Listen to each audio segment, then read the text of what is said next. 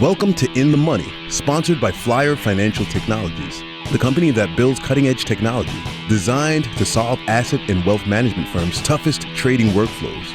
In this podcast, we help advisors and asset managers understand how technology is transforming the wealth tech sector. We'll cover how to leverage technology for faster, smarter investment decisions, megatrends, and more. Now, on to the show.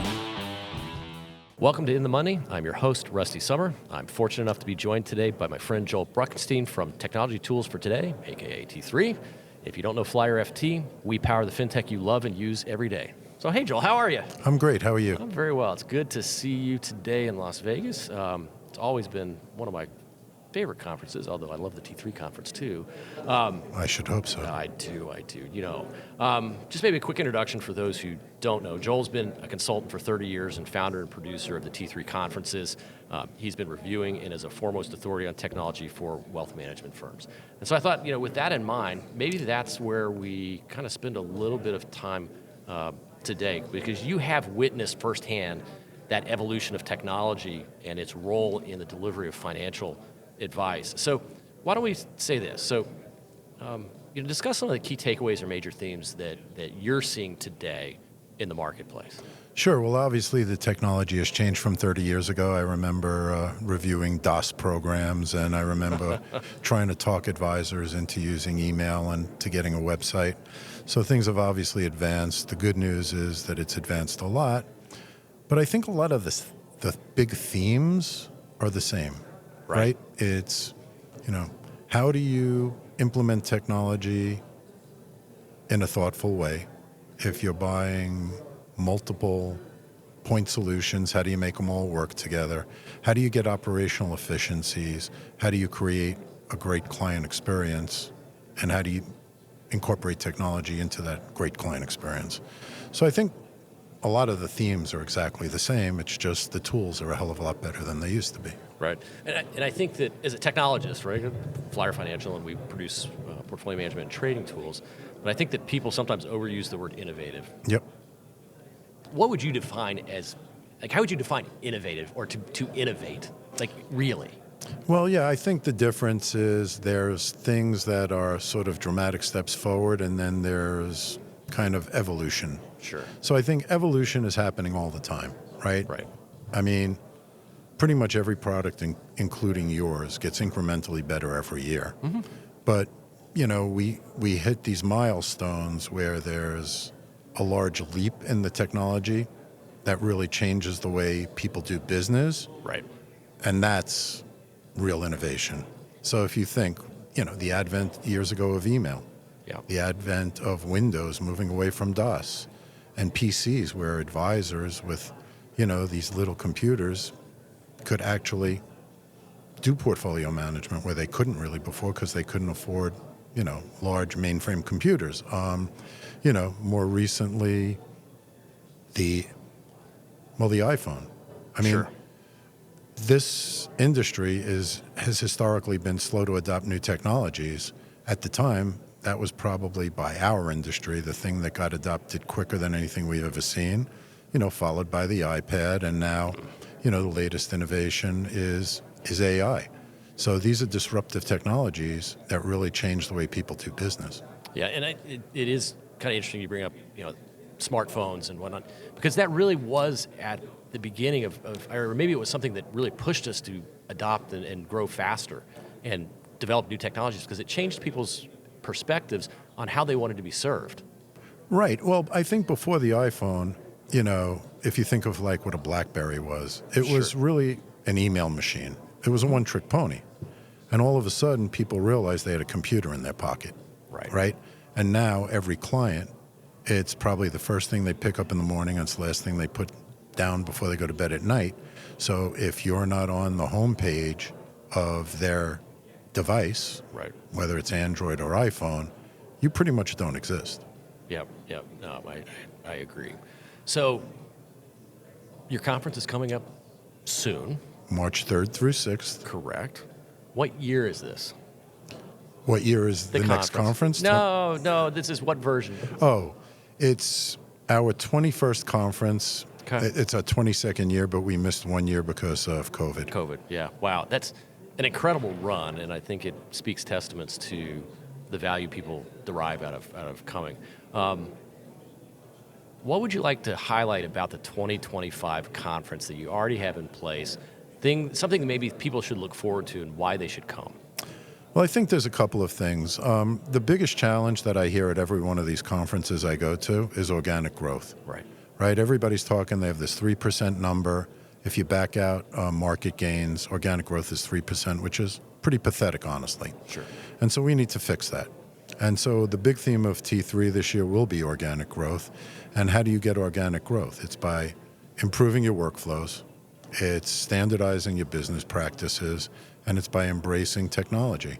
A lot of advisors are still working with tech stacks, that they haven't really given a major upgrade to in 3 to 5 years, and that's unacceptable, right? I mean, if you haven't reviewed your tech, and we used to say every 3 years, now it's every year, you're falling behind. Right. And so obviously we'll have a lot of what I would call practical information for advisors on how to adopt AI to their business to make them more efficient and to serve clients better. But also there's just a host of new products that are targeting the advisor market, new wealth tech providers, and you have to familiarize yourself with them as well as what your current providers are doing, what's on their roadmap. Should you be looking at somebody else? Like if your provider is not, innovating, Right.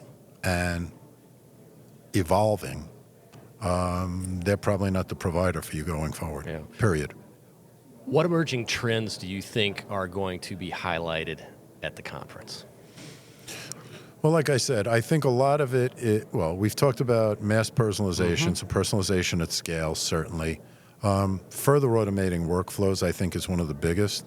There's still, even with folks that have workflow built into their CRM, for example, there's still a lot of human interaction that goes into that, and I think probably 80 to 90% of it can be eliminated, and that saves time, that saves money. It's a better, quicker deliverable to the client. Sure. The other thing is, anytime these days that you have to do manual data entry, it's an opportunity to screw up, to get an IGO, right? Yeah. And so all of the things that a computer can do and can do faster and more accurately than people are, we need to totally embrace that. And AI is just, the next revolution in computing power and what it can do for you. And you're starting to see leading firms really embrace it, and we see the ROI that they're getting on it.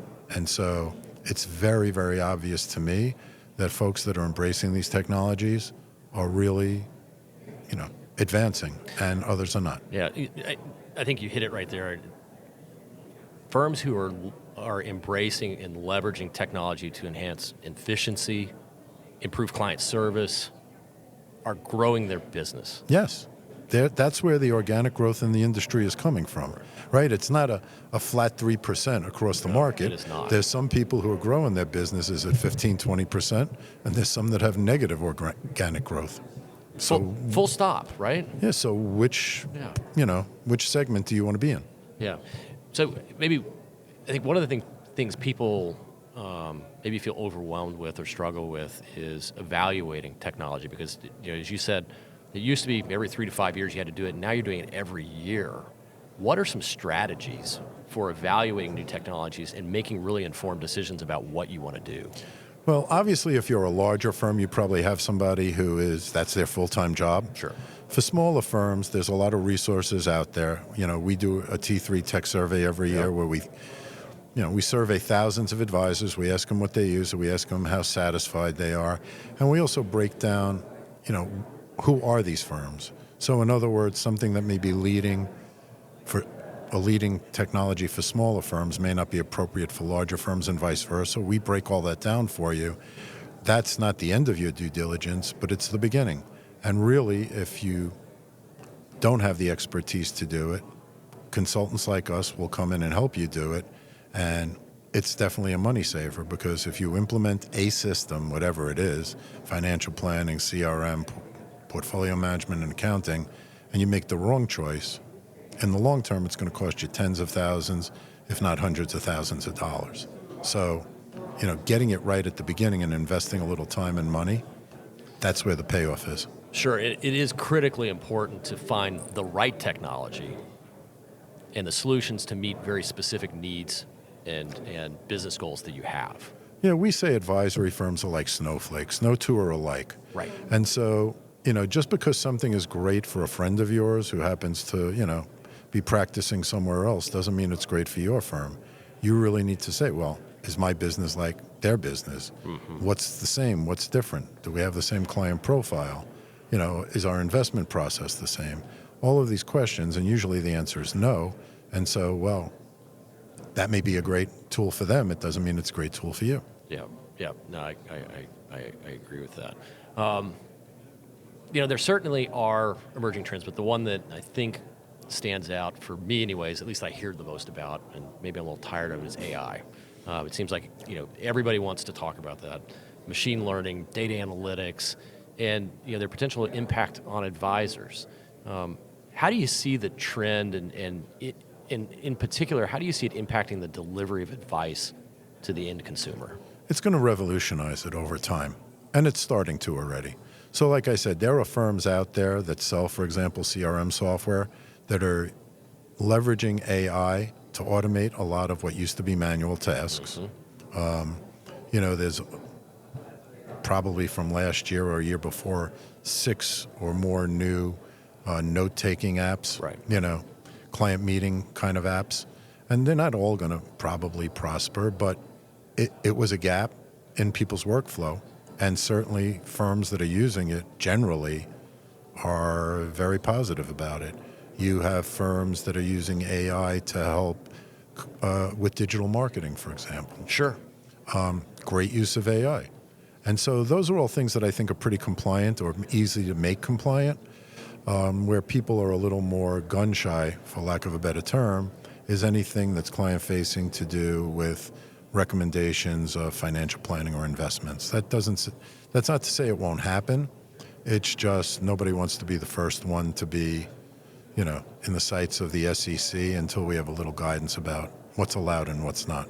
Well, and I also think that points to the fact that, for the most part, there's going to be a human involved. Yeah, I mean, using AI they're not mutually exclusive. Correct. Right? One supplements the other, and that's the way technology has always been.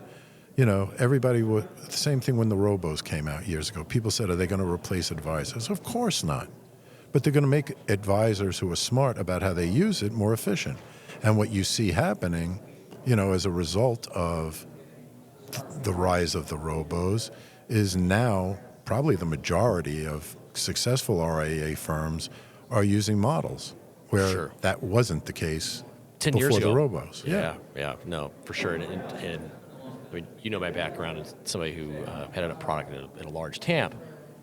We almost exclusively worked with IBDs. Right. And now you are seeing, that filter into the RIA space. Absolutely. For sure. And I think it's been needed. I think there was some resistance until some people finally figured it out and they realized, wait a minute, we can really grow our business more and we can still serve our clients just as well. And I think a lot of that is attributable to the robos because Sure. it made people re-examine what they were doing. And if they thought it was a threat, how do you respond to the threat? Yeah. It's you systematize what you're doing as well. Yeah, for sure. If you're thinking about, enterprise RIAs, IBDs, even smaller RIAs, how can they prepare for the future and embrace innovation? Because there's so much changing right now. It's education. It's staying on top of what's going on, right? Again, I mean, you don't have to understand how an internal combustion engine works to know how to buy a car. Mm-hmm. It's the same with technology. You don't need to understand all the nuts and bolts that go on behind the scenes, but you have to understand what it does, all right, what the potential benefits are to your firm, where does it fit into your tech stack, and how it's going to benefit you and your clients. Right. And I would say embracing innovation doesn't mean that you have to give up who you are or change your value proposition or your thesis for why you're doing what you do. It makes you potentially better. Yeah, I would argue you probably want to be on the cutting edge of technology, but you don't want to be on the bleeding edge. Sure. So you don't need to be the first adopter, but you also don't want to be the last. I agree.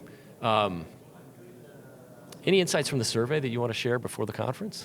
I mean, it's too early. We haven't even looked at the data Yeah. yet. We haven't even closed the survey yet. Okay. One of the things that's a recurring theme over the last few years is that advisors are not investing enough in third-party cyber guidance.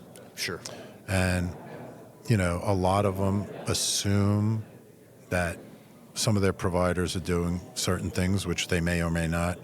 A lot of them just don't understand how great the threats are. Yeah. But, if we've got roughly, a quarter of our respondents saying they've ever engaged with a third-party cyber expert, that's very troubling to me. Because a lot of people believe that their IT provider is a cyber expert. They are not. It's a separate function. You're laughing because you know, but most people don't. Right. And they have an IT person. They say, oh, yeah, I'll take care of that for you. And you say, well, who's guarding against them? Right. There's no checks and balances, number one. And number two, it's a full-time job, cyber. Sure. So if you're an IT person and you know enough to be dangerous, you don't know the latest threats. Yeah. One thing that I've enjoyed asking a number of people is kind of, one thing I've enjoyed asking people is as we close out the year, is what should we expect for 2025? And if you had to make a prediction for the one big thing or the biggest trend that we'll see in 2025, what would that be? I mean, I can point to a couple of things. I think with the new administration, there'll probably be a lighter hand in regulation, which will hopefully unleash even more innovation in the wealth tech space. But I think there's also risks, right? Because I think certain guidance needs to be provided so advisors can, have a good understanding of what's allowed and what's not allowed, and if it's not allowed, why it's not allowed, and does that make sense? So I think, because we're in a space where there's so much innovation, a little bit of a lighter regulatory hand would be very helpful, but I'm also cognizant of the fact with things like cyber and protecting privacy, that's also important, and advisors need to be cognizant of the fact that they are, most of them, fiduciaries, and they also need to be asking all the right questions about their vendors. Yeah, I agree. And as a fiduciary, you really do have a responsibility to your client. And there is so much there that I think people need to consider and make sure that they're safeguarding. Yeah. Because if they don't, there are real potential damages and risks to the people on the other end. And to your business. And to your business. If you have Sure. a major breach, you may not have a business. That's right. Well, Joel, thank you. It's been good to see you today. Thanks for joining today's episode of In the Money. I'm your host, Rusty Sommer. I'm fortunate enough to be joined today by my friend, Joel Bruckenstein of Technology Tools for Today. If you don't know Flyer FT, we power the fintech you love and use every day. Thanks, Joel. Thank you. You're welcome. Thank you for listening to In the Money, the show that delivers advisors, asset managers, broker-dealers, and other technology service providers the knowledge they need to navigate this industry. Don't forget to click the follow button to be notified when new episodes become available. The information covered and posted represents the views and opinions of the guest and does not necessarily represent the views or opinions of Flyer Financial Technologies. The content has been made available for informational and educational purposes only.